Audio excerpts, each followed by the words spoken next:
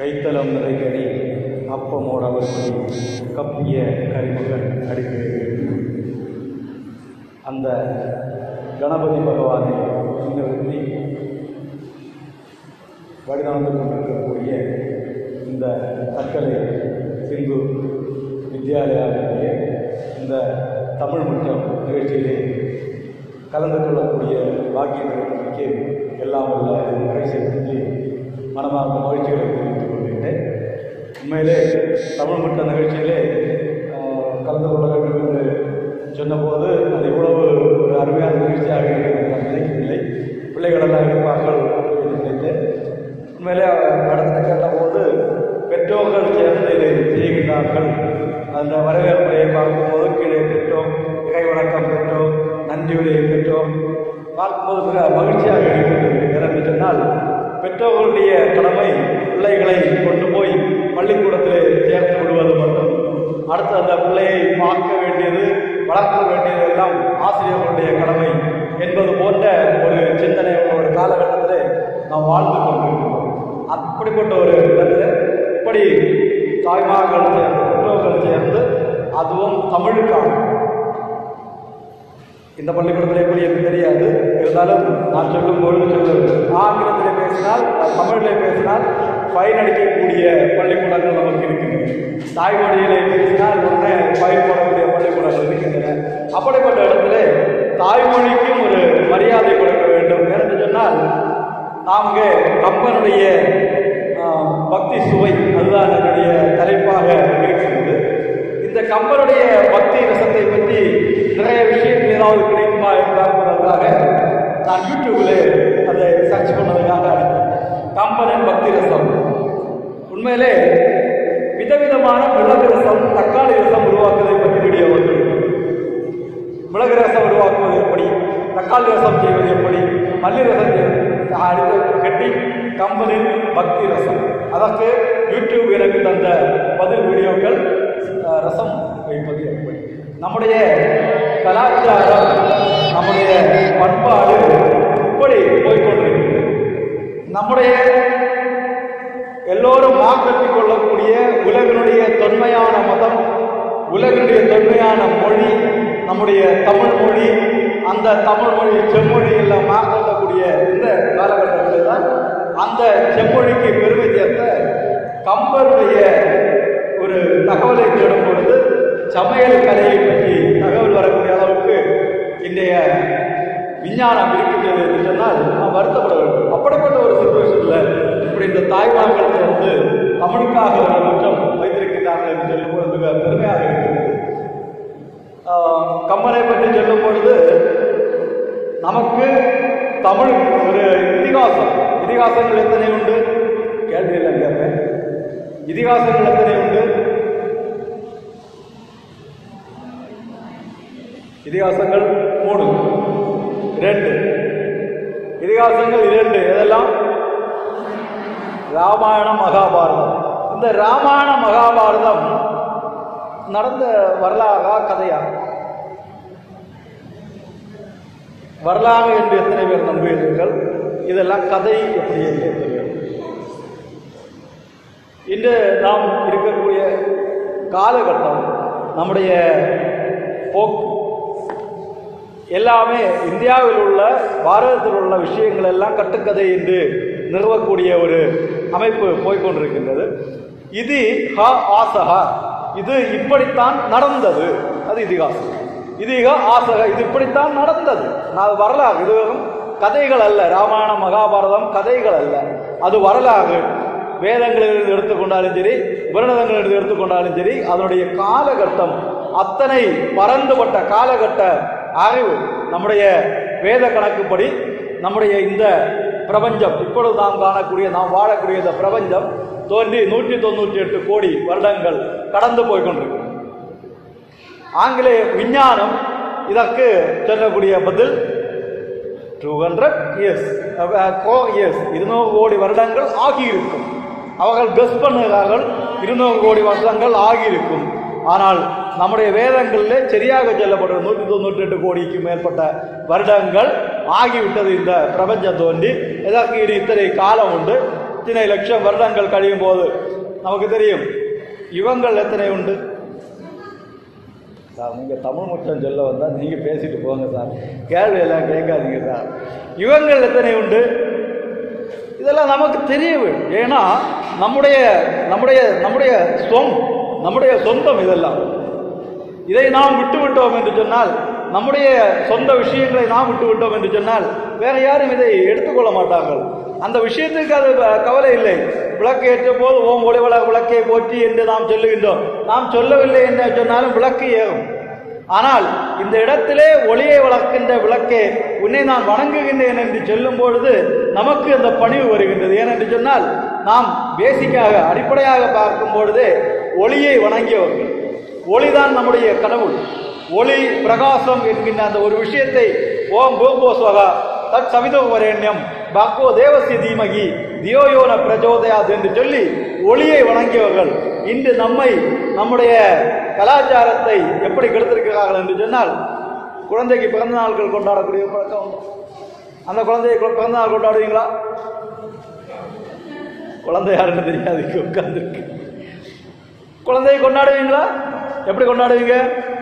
ஒரு கேக் வாங்கி வச்சு அதில் குழந்தைக்கு 5 வயசுனா 5 வயசுல ஒரு 5 மெழுகுதிரி எடுத்து வச்சு அதில் விளக்கு கொளுத்தி வச்சு, இல்லை பரவாயில்லை, சும்மா இல்லை, அப்பப்போ ஒரு மழையாவது பெய்கிறது. நம்முடைய கலாச்சாரமே கிடையாது. விளக்கை ஊதி அணைத்தல் என்பது நம்முடைய கலாச்சாரமே கிடையாது. விளக்கு ஏற்றுதல் என்பதுதான் நம்முடைய கலாச்சாரம். நாம பிறக்கும் பொழுதும் சரி, இறக்கும் பொழுதும் சரி, பிறப்பதற்கு முன்னால் ஒரு அப்பா அம்மாவுக்கு திருமணம் ஆகும் போது முதலிலிருந்து நம்முடைய முடிவு வரை அந்தியேஷ்டி என்று சொல்வார்கள். அந்த அந்தியேஷ்டி வரை அத்தனை விஷயங்களிலும் கூட வரக்கூடிய விளக்கு. எல்லா விஷயத்துக்கும் விளக்கு. கல்யாணமா விளக்குல காட்டி தான் தாலி கட்டுவாங்க. அடுத்து குழந்தை சீமந்தமா விளக்கேற்றி வச்சு அங்கதான் சீமந்தம் நடக்கும். அடுத்து குழந்தை பிறந்ததா குழந்தைக்கு நூறு கட்டுது, 28 கட்டுது, அது நூறு கட்டுறதுக்கும் அங்கே விளக்கு ஏற்றி தான். அடுத்து குழந்தைக்கு வேக போடுறதா விளக்கு ஏற்றி தான். குழந்தைக்கு முடிவெடுப்பதா கோயிலில் போய் அந்த விளக்கை கும்பிட்டுட்டு தான். இப்படி நம்முடைய வாழ்க்கையினுடைய ஒவ்வொரு பகுதியிலும் விளக்கு ஏற்றுதல் என்பதுதான் முக்கியமான விஷயமாக இருக்கின்றது. அந்த நம்மை விளக்கை ஊதி அணைக்கக்கூடிய பழக்கத்துக்கு கொண்டு வந்தது ஒரு கலாச்சார மோகம். கேக்கு சாப்பிடணுங்கிறதுக்காக நாம விளக்கையை ஊதி அணைக்க தொடங்கிட்டோம். கேக்கு சாப்பிடலாம், பர்த்டேக்கு கேக்கு சாப்பிடலாம். ஆனால் தயவு செய்து குழந்தைக்கு பேர் அழகாக எழுதி, ஆஷிகா குழந்தைக்கு பேர், அதில் ஆஷிகான்னு அழகாக எழுதி வச்சிருக்கோம். வச்சுட்டு கத்தி எடுத்து மக்களை எடுத்து சொல்லி ஒரு வெட்டு இங்கேருந்து ஒரு வெட்டு இங்கிருந்து பாட்டிக்கு கொடு, எஸ் அப்பாவுக்கு கொடு, ஐயா அம்மா தின்னு நம்முடைய குழந்தைக்கு பேரை. அப்போ நம்முடைய தர்மம், நம்முடைய கலாச்சாரம் தீபத்தை வணங்கக்கூடிய பழைய ஆட்களுக்கு தெரியும்.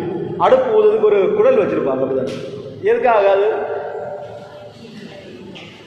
தீ நல்லா ஃபோர்ஸா எரியணும். நம்ம ஊதும் போது தீ நல்ல ஃபோர்ஸா எரியணுங்கிறதுக்காக கிடையாது. நாம ஊதும் போது நம்முடைய வாயிலிருந்து எச்சில் அந்த தீயில படக்கூடாது. இந்த குடல் வழியாக போகும்போது எச்சில் குடலுக்குள்ளால போயிடும், காற்று மட்டும் அங்கே போகும். ஏன்னா அது எச்சில் படத்தை பூ என்று அதை பார்த்து சொல்லக்கூடாது. அந்த விளக்கையாக நாம ஊதி அணைக்க சொல்லுகின்றோம். பூ என்று வீட்டில் விளக்கு ஏற்றக்கூடிய பழக்கம் உண்டா? பழக்கம் இருந்தா லாஸ்ட்ல என்ன பண்ணுவீங்க? அங்க ஏற்றி வச்சாச்சு, சீரியல் பார்த்து முடிஞ்சாச்சு, அங்க போனா விளக்கு அணைஞ்சிருக்கும், அவ்வளவுதான். அப்படிதானே? கரிந்திரி கட்ட விடக்கூடாதுன்னு சொல்லுவாங்க. விளக்கு கரிந்திரி எரியக்கூடாதுன்னு சொல்லுவாங்க. நாம நிறுத்தம், விளக்கை நிறுத்த வேண்டும், அணைக்க கூடாது. இப்படி அணைக்கக்கூடாது, இப்படி அணைக்கக்கூடாது. ஒரு பூ எடுத்து நிறுத்த வேண்டும். நிறுத்துதல் என்று சொன்னால் மறுபடியும் உன்னை என்ன செய்வேன்? ஏற்றுவேன். இப்போதைக்கு போதும், இனியும் ஏற்றப்படும். நிறுத்துதல், இப்படி அணைத்தல். நம்ம முகத்தில் இப்படி ஒரு ஆளாக எப்படி இருக்கிறோம்? அவ்வளவு புனிதமானது நம்முடைய விளக்கு.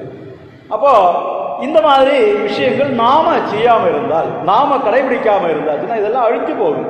நீங்க கடைபிடிக்கலைங்கிறதுக்காக விளக்குக்கு ஒன்றும் பிரச்சனை கிடையாது, அடுப்புக்கும் பிரச்சனை கிடையாது, கலாச்சாரத்துக்கும் பிரச்சனை கிடையாது, பண்பாட்டுக்கும் பிரச்சனை கிடையாது.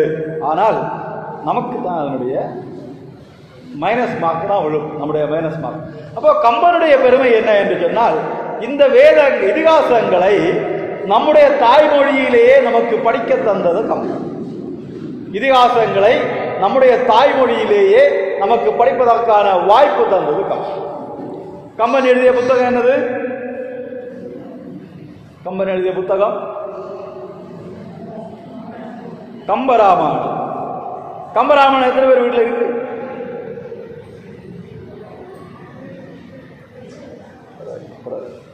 வாங்கிட்டீங்க. ராமாயணம் எவ்வளவு பேர் வீட்டில் இருக்கு? ராமாயணம் உயர்நிலை படிக்கீங்களோ? சமயத்தில் செகண்ட் பேப்பர்ல இருக்கு, அதனால வாங்கி வச்சிருக்கீங்க. நம்முடைய வீட்டில் ராமாயணம், மகாபாரதம், வேதங்கள் எல்லாமே இருக்கணும். நம்முடைய வீட்டில் ஒரு லைப்ரரி இருக்கணும். நம்முடைய தேசத்தினுடைய நாலேஜ், அறிவு எப்படிப்பட்டதுன்னா, பக்தியா கில்ஜி என்கின்ற ஒரு ஆக்கிரமிப்பாளன் நம்முடைய புத்தக ஒரு நாலந்தா மாதிரி ஒரு பல்கலைக்கழகத்தில் இருந்த புத்தக லைப்ரரியை எரித்து 6 மாதங்கள் நின்று தீ எரிந்தது. அந்த அளவுக்கு புத்தகங்கள் இங்கு இருந்தது. அதிலிருந்து பிடுங்கியும் அதிலிருந்து எரியாமல் தப்பியும் அதிலிருந்து காப்பாற்றப்பட்டும் வந்த புத்தகங்கள் தான் இன்னைக்கு நமக்கு கிடைக்குது. அதுவே 4 வேதங்கள், 108 உபநிடதங்கள், 18 புராணங்கள், 18 உபபுராணங்கள் என்று நிறைய. அப்போ கம்பன் நமக்கு கம்பராமாயணத்தை தந்தார். தமிழிலே ராமனுடைய வரலாறை நமக்கு தந்தார். நாம கம்பராமாயணத்தை எடுத்துக்கொண்டால், கம்பன் நம்முடைய ஹனுமானுக்கு, ஆஞ்சநேயர் நம்முடைய ஏகை வரும்பொழுது அங்க பார்த்து நிற்கின்றார். யாரு? ஆஞ்சநேயர். ஆஞ்சநேயருக்கு கம்பன் கொடுத்த பெருமை என்ன என்று சொன்னால், என்ன என்ன பெருமை? சொல்லின் செல்வன். நாம் ஒரு விஷயம் பேசணும்னா அதை எப்படி பேச வேண்டும், நற்கு தெரித்த மாதிரி பேச வேண்டும் என்று சொல்வார். நாம சொல்லக்கூடிய விஷயம் அப்படி அவங்களுக்கு படணும், அப்படி பேசணும். ஆஞ்சநேயர் அங்க இலங்கைக்கு போகின்றார். இலங்கையில போய் சீதாதேவி அங்க இருக்காங்களான்னு பார்க்கின்றார். அரண்மனையில எல்லாம் பார்க்கின்றார். ராவணனுடைய அந்த புறத்திலே போகின்றார். அங்கே மண்டோதரி படுத்திருப்பதை பார்க்கும்போது இது சீதாவாக இருக்குமோ அப்படி நினைத்துவிட்டு, இல்லை இல்லை இதாக இருக்காது, இப்படி இங்கே படுத்திருக்கக்கூடிய சீதா தேவி என்றால் அதற்காக ராமன் இவ்வளவு கஷ்டப்பட்டு இதை அந்த தேடலை நடத்தியிருக்க மாட்டார் என்று விட்டு விட்டு தேடி கடைசியில் கண்டுபிடிக்கின்றார் சீதா தேவியை. அங்கே போய் ராம் ராம் என்று சொல்லி அவர்களை பழகி அவர்களிடமிருந்து முத்திரை மோதிரத்தை அந்த அடையாளம் கணையாழியை வாங்கி கொண்டு திருப்பி வருகின்றார். இங்கேதான் அவருடைய பெருமை நமக்கு தெரியும். இந்த 8 பங்காக ஆட்களை பிரித்து 8 திசைக்கும் ஆட்களை அனுப்பிவிட்டிருக்கின்றார்கள். 8 திசையிலே 7 திசைகளிலும் போனவர்கள் திரும்பி வந்து விட்டார்கள். அவங்களால் சீதாதேவியை கண்டுபிடிக்க முடியவில்லை. 8வது திசையிலே போன, தென் திசையிலே போன அனுமானும் அவருடைய டீமும் மட்டும்தான் திரும்ப வர வேண்டும். அப்படிப்பட்ட நேரத்தில் ராமனுடைய மனசு எப்படி இருக்கும்? எப்படி இருக்கும்? மீதி எல்லாருமே சீதையை பற்றி எந்த தகவலும் இல்லைன்னு சொல்லியாச்சு. இப்போ இனி வர வேண்டியது ஒரே ஒரு டீம். அவர்கள் வரும்பொழுது அவர்கள் என்ன பதில் சொல்லுவார்கள் என்று தெரியாமல் அப்படியே டென்ஷன்ல தான் உட்கார்ந்திருப்பார் ராமன். அங்கே கம்பன் அழகாக ஆஞ்சநேயருடைய வார்த்தையை போட்டுட்டு காட்டுகின்றார். என்ன சொன்னார்? என்ன சொன்னார்? என்ன சொன்னார்? கம்பராமாயணம் வாங்கி வச்சிருக்கோம், படிக்க தொடங்க. அண்ணன் கண்டே சீதையை கற்பினுக்கு அணியை கண்களால். வேற யாராவது மூக்கால பார்ப்பாங்களா? யாராவது மூக்கால பார்ப்பாங்களா? காதால பார்ப்பாங்களா? பார்க்க முடியுமா? முடியும். காதாலே பார்க்க முடியும். ஒரு சத்தத்தை வைத்து இது இன்னும் ஐடென்டிஃபை பண்ண முடியும் இல்லையா? மனத்தை வைத்து என்ன விஷயம் என்று ஐடென்டிஃபை பண்ண முடியும் இல்லையா? அதே மாதிரி கண்களால் நான் காதால பார்க்கல அப்படின்னா, யாரோ ஒரு டீ ஷாப்பில் சாயக்கடையில் போய் உட்கார்ந்துருந்துட்டு சீதையை பற்றி கேட்கும்போது அந்த சாயக்கடைக்காரன் சொல்லா, சீதை நல்ல கப்பில் சிறந்த பெண்மணி அப்படின்னு சொல்லுகிறார். அதை கேட்டுவிட்டு வந்து நான் இங்கு பேசவில்லை, கண்டேன். முதல் வார்த்தையே என்னதுதான்? கண்டேன். ஹனுமான் வரும்பொழுது ராமன் அப்படியே பிரஷர் ஏறி அப்படி இருக்கும். அங்க வந்து ராமா கடல் கடந்து இலங்கைக்கு போய் அப்பா மாமட்டம் திரும்பி பார்க்கும்போது ராமனுடைய மூக்கில இருந்து ரத்தம் வந்துட்டே இருக்கு. இங்க ஆஃப் ஆயிருக்கு, காத்துனா இருக்கும், பிளாக் ஆகிருக்கும். அப்ப அந்த இடத்துல கண்டேன், முதல் வார்த்தையே கண்டேன். அப்பா மூச்சு விழுந்திருக்கும்ல ராமனுக்கு. அப்பா சீதையை, சீதாதேவியை, கற்பினுக்கு அணியை. அவள் கற்புக்கு அணி என்று இவனுக்கு எப்படி தெரியும்? கண்களால் கண்டேன். கண்டான் இல்லையா? ராவணன் வந்து நின்று கொண்டு பலவிதமான தூண்டுதல்களை செய்கின்றான், பலவிதமான என்ன சொல்லலாம் வாக்குறுதிகள். உன்னை ராணி ஆக்குவேன், மண்டோதரியை தான் டைவர்ஸ் பண்ணி விடுவேன், உன்னை நான் ராணி ஆக்குவேன், நீ தான் பட்டத்து ராணி, உனக்கு தான் அந்த பதவி இந்த பதவி, அப்படி இப்படி எல்லாம் வாக்குறுதிகளை வீசுகின்றான், மிரட்டுகின்றான். ராமனை கொன்று விடுவேன், அதற்கு பிறகு நீ என்ன செய்வாய், உன்னை கொன்று விடுவேன் எல்லாம் அப்படியே மிரட்டுகிறான், எல்லாம் செய்து பார்க்கின்றான். சீதை என்ன செய்யவில்லை, அசையவே இல்லை. சீதையை ஒரு துரும்ப எடுத்து இப்படி கிழித்து போட்டு, என்னுடைய ராமன் வந்தால் நீ என்னதுதான் இவ்வளவுதான். சீதை இருந்த இடம் என்னது, கம்பன் அழகாக சொல்லுகின்றான். அந்த இடம் என்ன இடம்? இலங்கை. அந்த இடம் அசோகவனம். அசோகவனம்னா என்ன? அசோக மரம் பார்த்திருக்கீங்களா? அசோக மரம் அசோக மரம் பார்த்தது. சில கோயில்கள்லாம் நிற்கும் அசோக தெத்தி மரம் மாதிரி இருக்கும், தெத்தி பூ மாதிரி கொத்தா பூ பூத்து இருக்கும். நீங்க திருவட்டாரில் போனீங்கன்னா அந்த நரசிம்ம கோயில் போகும்போது அந்த பக்கத்தில் நிறைய நிற்கும் அசோக தெத்தி. அசோக மரம் வந்து அந்த நெட்டிலிங்க மரத்தை சொல்லுவாங்க, உயரமாக வளர்ந்துருக்கும், இலையில போய் தொங்கி கிடக்கும், அது அசோக மரம் கிடையாது. அசோக மரம் என்பது இந்த மரம். சீதையை ஏன் அசோக மரத்துக்கு கீழே கொண்டு வைக்கணும்? கம்பனாந்து பெரிய வைத்தியம். கணவனை பிரிந்திருக்கக்கூடிய பெண்களுக்கு மேக நோய் உருவாகும். உடம்புல மேகம் வரும், உடம்பு உருகும், பசலை படங்கள் அப்படி இப்படி எல்லாம் சொல்லுவாங்க தமிழ். இந்த வலையெல்லாம் அப்படியே ஊறி வருமா, அப்படி உருகும். பிரிவு தாங்காமல் முன்னால உள்ள பெண்கள், இப்போ உள்ள பெண்களுக்கு டிக்கெட் எடுத்து அனுப்பி விட்டுருவாங்க, போயிட்டு வாகனம் போய் பணம் சம்பாதிச்சு அனுப்பிட்டே இருக்கு, வரலான குழப்பம் அனுப்பிட்டாரு. இப்பதான் இது இப்படி பார்க்கலாம், முகம் பார்க்கறதுக்கு ஒன்றும் பிரச்சனை கிடையாது அந்த காலத்தில். அப்ப இந்த மேக நோய் வரக்கூடியவங்க, வெட்டை நோய் வரக்கூடியவர்களுக்கு மருந்து இந்த அசோக மரப்பட்டை. அசோக மரப்பட்டையிலிருந்து செய்யக்கூடிய கஷாயம், அசோக மரப்பட்டையினுடைய சூரணம், அசோக பூவிலிருந்து காய்ச்சக்கூடிய டீ காபி, இதெல்லாம் இதற்கான மருந்து. அந்த இடத்துல கொண்டு அசோக மரத்துக்கு கீழே சீதையை உட்கார வைக்கக்கூடிய புத்தி யோசிச்சு பார்த்தீங்களா?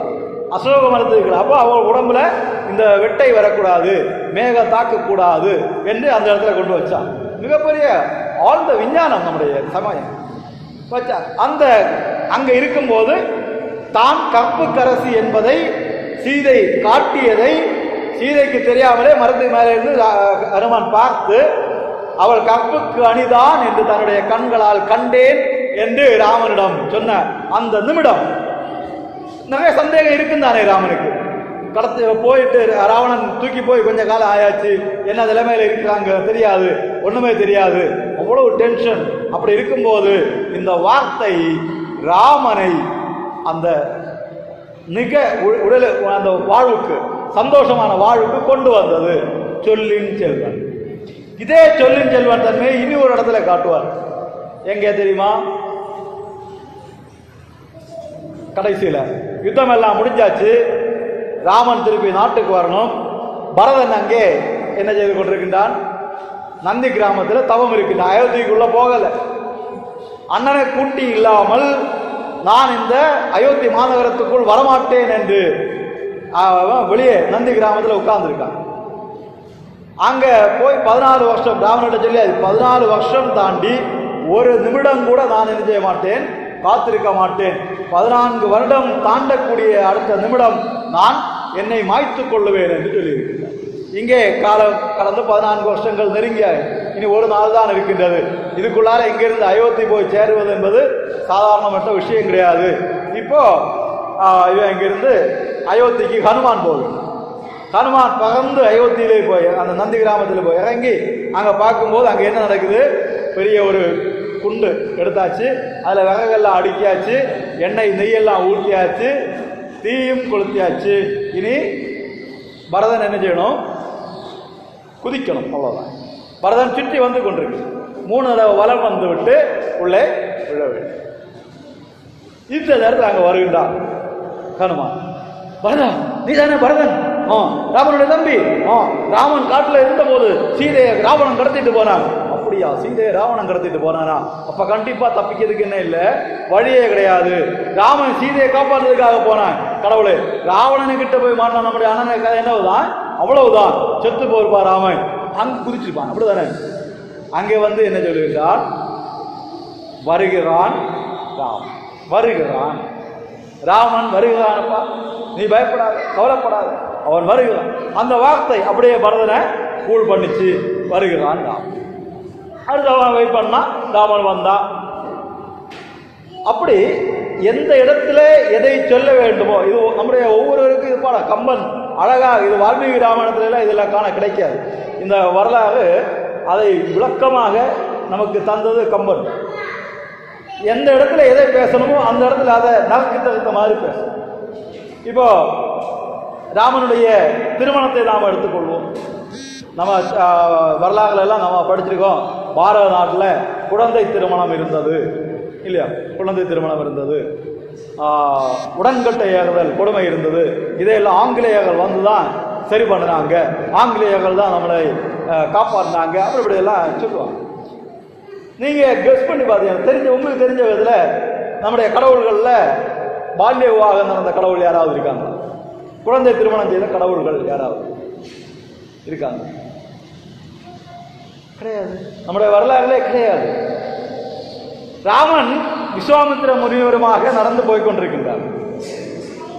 மாளிகை மேல உப்பரிகைக்கு மேல சீதாதேவி நிற்கின்றார். விஸ்வாமித்திரர் அப்படியே போகின்றார், ராமன் பின்னால் போகின்றார், லட்சுமணன் பின்னால் போகின்றார். 3 பேருமா அப்படி போய்கொண்டிருக்கின்றார்கள். அங்கே நிறைய ஆட்கள் கூடுதுன்னு மேலே பார்த்து இப்படி கும்பிடுகிறார்கள், வணங்குகிறார்கள், கை காட்டுகிறார்கள். ராமன் பார்க்கின்றான், யார் மேலே நிற்பது என்று. அங்கே பார்க்கும்போது கம்பன் சொல்லுகின்றார், அண்ணலும் நோக்கினான், அன்னையும் நோக்கினாள். இவர் ராம அங்க பார்க்கும்போது சீதை இங்க பார்க்க. இன்னைக்கு உள்ள பையன்மார்கள் பாஷையில லட்டு போட்டுச்சு இல்லையா? அப்படி சொல்லுவாங்க. பார்த்தா இந்த பார்வையின் மூலம் இந்த இளைஞனை எனக்கு திருமணம் செய்ய கிடைத்தால் நன்றாக இருக்குமே என்று சீதையினுடைய மனசிலும், இந்த பெண்ணை திருமணம் செய்தால் நன்றாகவே இருக்கும் என்று ராமனுடைய மனதிலும் தோன்றியதை அழகாக அண்ணலும் நோக்கினான், அன்னையும் நோக்கினாள். அந்த பிறகு திருமணம் நடந்தது. அப்போ 2 பேருக்கும் பார்க்கும்பொழுது திருமணம் செய்ய தோன்றக்கூடிய வயசுல தான் ராமனுடைய திருமணம் நடக்கும். அப்படிதானே? முருகனுடைய திருமணம் பணியாயன வள்ளி பதம் பணியும் தனியாவதி மோகதயாபரனே. வள்ளிக்கு பின்னால வள்ளி என்ன கல்யாணம் பண்ணடி, வள்ளி என்ன கல்யாணம் பண்ணடின்னு அலைஞ்சி அவளை கன்வின்ஸ் பண்ணி கல்யாணம் பண்ணக்கூடிய அறிவு வந்த முருகன் தான் கல்யாணம். ஸ்ரீகிருஷ்ணன் ருக்மிணி லெட்டர் எழுதிட்டா, பார்த்ததே கிடையாது இதுவரைக்கும் 2 பேரும். லெட்டர் எழுதியிருக்கா, உன்னை நான் என்னுடைய மனதில் கணவனாக வரைந்திருக்கின்றேன், என்னுடைய பெற்றோர்கள் எனக்கு வேறு கணவனை பார்த்திருக்கின்றார்கள், நாளைக்கு திருமணம், நாளை காலை நான் இந்த கோவிலுக்கு வருவேன், என்னை வந்து கூட்டி போகவில்லை என்று சொன்னால் நான் இறந்து விடுவேன் என்று சொல்ல அந்த லெட்டர் எழுதக்கூடிய அறிவு வந்த பிறகுதான் ருக்மிணிக்கு கிருஷ்ணன் கல்யாணம். நம்முடைய கலாச்சாரத்தில், நம்முடைய பண்பாட்டில் இந்த பால்ய விவாகம் கிடையாது, அதே மாதிரி உடன்கட்டை ஏகினதும் கிடையாது. இது இடையிலே வந்து புகுந்தது. அந்த பக்கம் நம்ம போனோம். அப்போ கம்பன் நமக்கு இந்த விஷயங்களை இவ்வளவு சுவையாக இனி அழகாக ஒரு இடத்துல சொல்லி வரும். எப்படி காட்டில் பஞ்சவடியில் இருக்கும் பொழுது நம்முடைய ராவணன் வந்து சீதையை ஏமாற்றி கூட்டிட்டு போறான். நீங்க வால்மீகி ராமாயணத்தை படிச்சீங்கன்னா பிடிச்சு இழுத்து தூக்கி புஷ்பகமானத்தில் அவரை வச்சு கொண்டு போனான் அப்படின்னு. கம்பராமாயணத்தில் பார்த்தீங்கன்னா அவள் நின்ன இடத்துல உள்ள மண்ணோட அப்படியே தூக்கி எடுத்து கொண்டு போனதாக தேர்ல அந்த மண்ணோட உடம்புலேயே தொடரல. ஏன்னா வட இந்திய கலாச்சாரப்படி அங்கே நாம பஸ்ஸில் போனோம், நமக்கு பஸ்ஸில் ஒரு சீட்டு கிடச்சிது, நாம இருக்கோம், நம்ம பக்கத்தில் இடம் கிடக்குது, 3 பொண்ணுங்க வந்து அதில் உட்காந்துருவாங்க, இடிச்சு நம்மளை நெருக்கி உட்காந்து அவங்க உட்காந்து, அவங்களுக்கு எந்த ஷையும் கிடையாது. நாம இங்கே பஸ்ஸில் இருப்போமா, அப்படி சீட்டு கிடக்குது, ஒரு ஆண் உட்காந்துருக்காரு, நம்ம உட்காந்து வைப்போம், எல்லாம் அவர்கிட்ட எழுமிதில்லைங்கண்ணா நான் உட்காருன்னு சொல்லுவோம், அப்படி உட்காருவோம். இல்லை இருந்தாலும் அப்படி இருக்காது, யாராவது எவராவது ஃபோட்டோ எடுத்து வாட்ஸ்அப்பில் போட்டு விட்ருவோம். இப்படி பார்த்தியா, அங்கே அப்படி கிடையாது. அங்கே அந்த தொடுதல், அந்த பழக்கம் இதெல்லாம் இயல்பானது. வட இந்தியாவில் ஆண் பெண் வித்தியாசம் கிடையாது, அவங்க இயல்பாக இருக்கும். தென்னிந்தியாவுடைய கலாச்சாரம் இப்படி. அதனால கம்பன் அழகாக சீதையினுடைய கற்பு, அந்த தொட்டு கூட சீதையினுடைய கற்பு கெடுவரவில்லை, சீதை கெடவில்லை, சீதை புனிதமானவளாக இருந்தாள் என்று காட்டுவதற்காக கம்பன் சொல்லுவது, சீதை நின்ற இடத்தினுடைய மண்ணோடு எடுத்துக்கொண்டு ராவணன் சென்றான். இப்படி நாம் பார்க்கும்போது கம்பனுடைய பக்தி நாம் யோசிக்கும் பொழுது நாம் மனசில் கொள்ள வேண்டிய ஒரு முக்கியமான விஷயம் என்னென்னா, கம்பனையும் விடணும், ரசத்தையும் விடணும், பக்தியை நாம் உறுதியாக வைக்கணும். பக்தி இல்லாமல் இருந்தாச்சுன்னா இந்த உலகத்தினுடைய வாழ்க்கை நமக்கு சரியாக இருக்காது. நமக்கு தோன்றலாம் பக்தி இல்லைன்னா இப்போ என்ன பிரச்சனை. பக்தி என்பது, பக்தியை விளக்க போனால் நிறைய உண்டு. தேசபக்தி, தெய்வ பக்தி, பெற்றோர் பக்தி, கணவன் பக்தி, மனைவி பக்தி, பிள்ளைகளை மேலே பக்தி, பிள்ளைகளுக்கு அப்பா மேலே பக்தி, அப்படி நிறைய சொல்லிக் கொண்டு போகலாம். எந்த பக்தியாக இருந்தாலும் பக்தி என்கின்ற ஒன்று, பக்தி என்னால் என்ன, காதலாகி கசிந்து கண்ணீர் மல்குதல். காதலாகி என்று சொன்னால் என்ன, ஒரு விஷயத்தை பார்த்து, இப்போ சிவபெருமானே அல்லது கிருஷ்ணா, முருகா, ஏதோ ஒரு விஷயத்தை பார்த்து ஆழ்ந்த அன்பு வைத்து, அது இல்லாமல் நம்மால் வாழ முடியாது, காணக்கூடியதெல்லாம் அந்த கடவுள் தான் என்று மாறக்கூடியது பக்தி. அது ஸ்டெப் பை ஸ்டெப்பாக வரும். இந்த பக்தி நமக்கு வந்தாச்சு என்று சொன்னால் நாம் பேசக்கூடிய வார்த்தைகள் எல்லாம் மந்திரமாக மாறும். ஒரு தண்ணீர் எடுத்தால் அதில் பக்தி கலந்தாச்சுன்னா என்ன ஆகும்? கோயிலில் போகும், அதே தண்ணீர் தான் கோயிலுக்குள்ளேருந்து அந்த பூஜாரி கொண்டு வெளியே வந்து நமக்கு தருகின்றார். அப்போ அது என்ன ஆகும்? என்ன அது? தீர்த்தம் இல்லையா? அதே தண்ணீர் தான் கோயிலில் நம்ம பக்தியோடு நாம் போய் நிற்கிற இடத்துல கிடைக்கும்போது தீர்த்தமாக மாறும். நாம் சாப்பிடக்கூடிய பாயசம் தான், நாமளும் பாயசம் வைக்கிறதா வீட்டில், அதே பாயசம் அங்கே கோயிலில் இருந்து வரும்பொழுது என்னவா மாறுது? பிரசாதமாக மாறுகின்றது. அந்த டேஸ்ட் மாதிரி நம்மளால் பாயசம் வைக்கவே முடியாது, அப்படிதானே? யாராலும் வைக்க முடியாது கோயிலில் இருந்து. ஏன்னா அது சுவாமி சாப்பிட்டு விட்டு வெளியே வருவது. சுவாமி சாப்பிடுவாரா?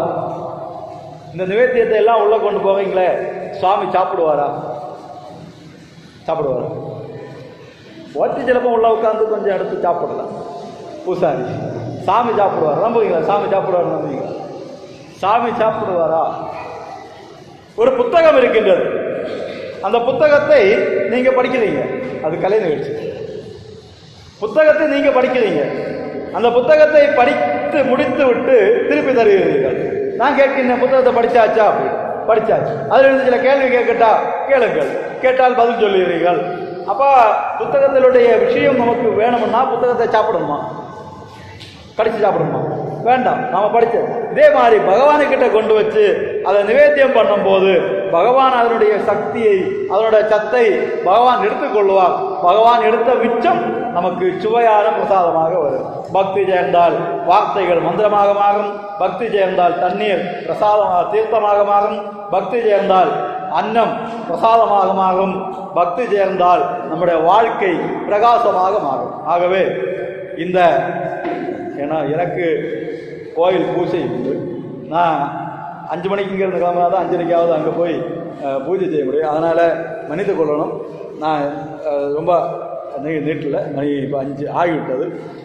அப்போது நம்முடைய வாழ்க்கையில் பக்தி என்பதை நாம் கண்டிப்பாக கொள்ள வேண்டும். இல்லை சார், எங்களுக்கு இப்போவும் பக்தி இருக்குது, ஒரு பிரச்சனையும் கிடையாது, நாங்கள் நல்ல பக்தி இல்லைன்னு நாங்கள் இப்போ இங்கே வந்து இது கம்பனுடைய ரசம் குடிக்கிறதுக்கு இருப்போமா அப்படின்னெல்லாம் நீங்கள் சொல்லலாம். பக்தி என்பது மலையாளத்தில் ஞானப்பானா அப்படின்னு ஒரு புக்கு உண்டு. அந்த ஞானப்பானையில் அவர் சொல்லுவார், பக்தி தன்னில் முழுகி சமனுடன் மத்தனை போல நிறுத்தாங்குதிக்கணும். பக்தியில் மூழ்கி நாம பைத்தியக்காரனை போல நடனமாட வேண்டும். அதான் பக்தி. நீ யோசிச்சு பாருங்க, கோயிலில் போய் அங்கே பாட்டு போட்டிருக்கு, நாம் நடனம் ஆடுகின்றோம், நல்லாவா இருக்கும்? நல்லாவா இருக்கும் என்ற சிந்தனை நமக்கு வரும்போது நமக்கு பக்தி இல்லை. எதுவும் தெரியாமல் எல்லாம் மறந்து கடவுளுடைய சந்நிதியிலே, என்னுடைய அப்பனுடைய சந்நிதி, என்னுடைய அம்மாவுடைய சந்நிதி, என்னுடைய ஐயனுடைய சந்நிதி என்கின்ற எண்ணத்தோட அந்த இடத்துல நிற்கும் போது நாம் நம்மை மறந்து விடுவோம். அதுதான் பக்தி. தன்னை மறத்தல் பக்தி, தன்னை உயர்ந்த நிலைக்கு கொண்டு வருதல் பக்தி. நமக்கு எல்லாருக்கும் அந்த விதமான பக்தி வேண்டும். வீட்டில் இருக்கக்கூடியவங்க எல்லாம் பெரியவங்க, நீங்கள் தான் புதிய தலைமுறையை வார்த்து எடுக்கக்கூடியவங்க. டீச்சர்களானாலும் சரி, பெற்றோர்களானாலும் சரி, உங்களுடைய கடமை தான் புதிய தலைமுறை பிள்ளைகளை சரியான வழிக்கு கொண்டு போவது. ஏனென்று சொன்னால் இனி வரக்கூடிய காலம் மிக கொடுமையானது. கம்பனுடைய பக்தி ரசம் என்று நான் அடித்த போது ரசம் வைப்பது தான் வந்தது. இனி கொஞ்ச நாள் கழிஞ்சு அடிச்சாச்சுன்னா வேக பலதும் வரும் லிங்கு. அதை தொட்டு பார்த்தாச்சுன்னா கெட்டு போகக்கூடிய அளவுக்குள்ள இந்த உலகமாக இருந்து கொண்டிருக்கின்றது. அப்போ நம்முடைய பிள்ளைகளுக்கு சரியான வாழ்க்கை இருக்கணும்னா, நம்முடைய பிள்ளைகள் சரியாக இருக்கணும்னா நாம பக்தி இருக்கணும். டெய்லி சாயங்கால நேரத்தில் நம்ம வீட்டில் விளக்கேற்றி நாமம் சொல்லக்கூடிய அந்த பழக்கம் இருக்கணும். இது தாய்மார்கள்ட்ட இருக்கணும். தாய்மார்கள் வழியாக தான் இது பரவ முடியும். தந்தை மகளுக்கு அதிகமாக இங்கே வேலை இல்லை. எண்ணெய் வாங்கி கொடுக்குறது, திரி வாங்கி கொடுக்கறது அவங்க வேலை. இந்த பிள்ளைகளுக்குள்ளாத பக்தியை புகுத்துதல் தாய்மார்களுடைய வேலை, ஆசிரியர்களுடைய வேலை. தெய்வ பக்தி, தேசபக்தி இது எல்லாம் இல்லாமல் பிள்ளைகள் வளர்ந்தால் இனி வருங்காலம் எப்படி இருக்குன்னு சொல்ல முடியாது. ஆகவே குரு பக்தியும் தெய்வ பக்தியும் தேசபக்தியும் உள்ள பிள்ளைகளை வார்த்து எடுப்பது ஆசிரியர்களுடையும் பெற்றோர்களுடைய கடமை. அதை சரியாக செய்ய இறைவன் உங்களுக்கு எல்லோருக்கும் அருள் புரியட்டும். இத்தனை நேரம் என்னை செவிமடுத்த இந்த தமிழ் முற்ற நிகழ்ச்சியினுடைய ஒருங்கிணைப்பாளர்களுக்கும் இந்த கலந்து கொண்டிருக்கக்கூடிய அத்தனை பேருக்கும் என்னுடைய மனமார்ந்த மகிழ்ச்சிகளை தெரிவித்துக் கொண்டு, அனைவருக்கும் எது தேவையோ அதை அந்தந்த நேரத்திலே அந்த எல்லாம் வல்ல இறைவன் தந்து அனைவரையும் காக்க வேண்டும் என்று மனமாற பிரார்த்தித்து என்னுடைய வார்த்தைகளை இன்று இங்கே நிறைவு செய்கின்றேன். மகிழ்ச்சி.